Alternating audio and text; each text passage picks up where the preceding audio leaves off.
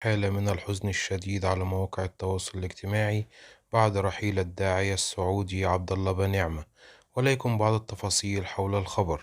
وفاة عبد الله بنعمة الداعية السعودي، حيث أعلنت حسابات رسمية على مواقع التواصل الاجتماعي فجر اليوم الجمعة 27 يناير 2023.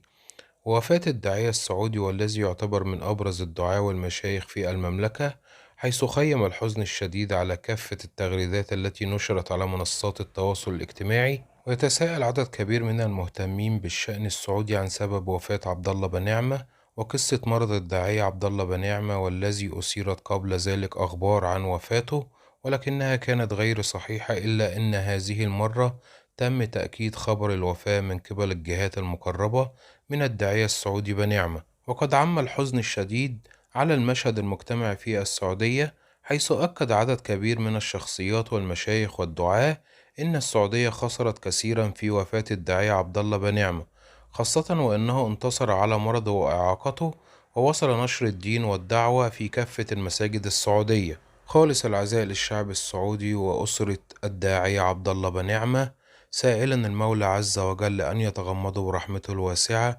ويسكنه فسيح جناته ويلهم أهليه وذويه الصبر والسلوان.